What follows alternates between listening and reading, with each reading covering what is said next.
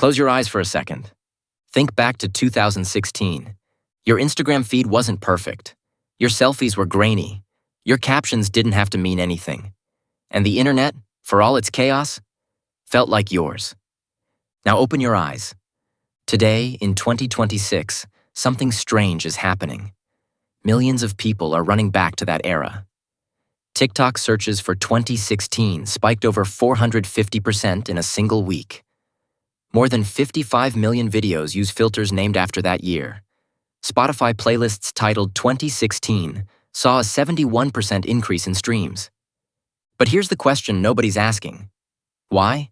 Why are we so desperate to go back to a time we once called chaotic? And what does that say about who we are, right now in 2026? Today, we're going to answer that.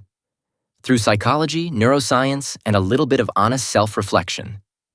Let's start with the facts. In early January 2026, a single Instagram reel went viral, racking up 2.3 million views in 72 hours. The premise was simple. 2026 is the new 2016. And with that phrase, a cultural floodgate opened. Chokers came back. Bomber jackets filled storefronts. Low-rise denim, a fashion choice that was once declared dead, saw a 369% spike in purchases. People started posting blurry selfies again, on purpose. They ditched ring lights for grainy webcams. And music? Artists from that era are charting again. Playlists curated around 2016 hits are being created and shared daily. But this isn't just about fashion or music. This is a psychological movement, and it's telling us something very important about the state of the human mind in 2026. Cultural psychologists have long observed what's known as the 10-year nostalgia cycle. Trends, aesthetics, and cultural moments tend to resurface roughly a decade after their peak, right when they've become vintage enough to feel distant, but not so old that we've forgotten how they felt. 2016 hits that sweet spot perfectly. For Gen Z, it's mythologized. For millennials, it's deeply personal. And for both groups, it represents something that feels increasingly rare in 2026, a time when the internet felt human. So what is nostalgia, really? It's more than just missing the past. Psychologists define nostalgia as a bittersweet emotional state, a longing for something that once was, mixed with an awareness that it's gone. And for decades, researchers actually considered it a negative emotion, a disorder even. But that view has completely shifted. Dr. Alan Cox, a professor of psychology at Texas Christian University, has spent years researching nostalgia's effects on the brain. His findings? A little bit of nostalgia can actually increase life satisfaction, self-esteem, and optimism. It's not escapism. It's a psychological anchor. When the future feels threatening or uncertain, the brain instinctively reaches backward, to a time it has already survived. A time that, in memory, feels safer, more manageable, more real. Now here's where it gets fascinating. Researchers at the University of Southampton, including psychologists Konstantin Sedekides and Tim Wildschut, published findings in the British Journal of Social Psychology showing that nostalgia spikes specifically in response to AI-generated content, not as a rejection of technology, but as a coping mechanism against it. In other words, the more our feeds are optimized by algorithms, the more our brains hunt for something that felt unoptimized. There's a term for what people are actually mourning here. Not 2016 itself, but what 2016 represented. The last moment the internet felt like it belonged to you, rather than to a machine designed to monetize your attention. We can call it pre-algorithm grief, a mourning for a version of the internet that didn't know you too well, that didn't predict what you wanted before you asked, that surprised you, that felt messy and alive. Let's be honest about what we're comparing.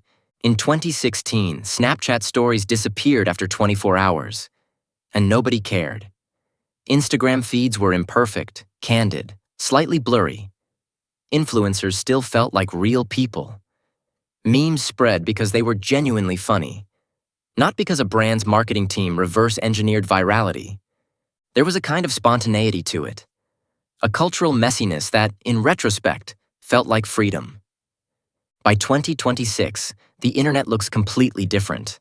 AI-generated content floods every feed. Trends appear and vanish within hours. Creator culture has become a full industry. And authenticity, more often than not, is a performance.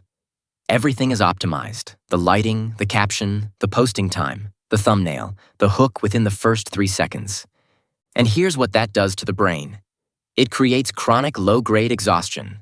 Psychologists call this cognitive load fatigue, when the sheer volume of curated, high-stimulation content overwhelms the brain's ability to process and find meaning. You scroll, but nothing sticks. You consume, but feel empty. The internet of 2016 didn't demand perfection from you. It didn't have an algorithm that punished you for being inconsistent. You could disappear for a week and come back unchanged. In 2026, the feed never lets you forget that you're being watched and evaluated in real time. Now, and this is where we have to be honest with ourselves, nostalgia has a shadow side. Memory is not a recording device. It's a storyteller. And storytellers edit. When we remember 2016, our brains don't replay the full picture. We don't remember the political anxiety, the social divisions, the loneliness that also existed then. We remember the feeling, the emotional texture of a time when we were younger, and the world's weight hadn't fully landed on us yet. Consumer behavior psychologist Shakyla Forbes-Bell made an important observation in early 2026. People aren't buying 2016 products. They're buying the feeling of control that 2016 now symbolizes. Because nostalgia, as a psychological category, often functions as a substitute for a future that doesn't feel safe to plan for. That's worth sitting with. Ask yourself, are you using 2016 as a rest stop, a brief emotional recharge, or are you using it as a residence, a place to hide from the discomfort of being present? There's a difference between honoring the past and disappearing into it. So what does all of this actually tell us? The 2026 is the new 2016 movement isn't really about 2016. It's a mirror held up to 2026. And what we see in that reflection is a generation that is exhausted, overstimulated, and quietly hungry for something that feels real. We are not nostalgic for old memes and grainy selfies. We are nostalgic for the feeling of being online without being consumed by it. For a version of connection that didn't feel like a transaction. For an internet that felt more like a neighborhood. Imperfect, unpredictable, and genuinely alive. And here's the silver lining that psychology gives us. That longing, it's healthy. It means you still know the difference between what's real and what's manufactured. It means your brain is doing exactly what it's supposed to do. Searching for meaning in a world that increasingly optimizes against it. The researcher at TCU put it simply, nostalgic reflection, done consciously, doesn't pull us backward. It actually points us forward, toward the values and connections we want to build right now in the present. So here's your takeaway from today.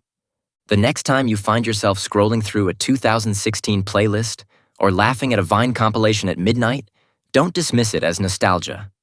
Recognize it for what it is. Your mind telling you something important about what it needs. It needs beauty that isn't perfect, connection that isn't optimized, a moment that isn't being measured. Give yourself that, not in 2016, but right now. Because the internet you're longing for, you have more power to create it than you think. If this video made you think differently about why you feel what you feel online, share it with someone who needs to hear it. And leave a comment below. What do you miss most about the old internet? I'll see you in the next one.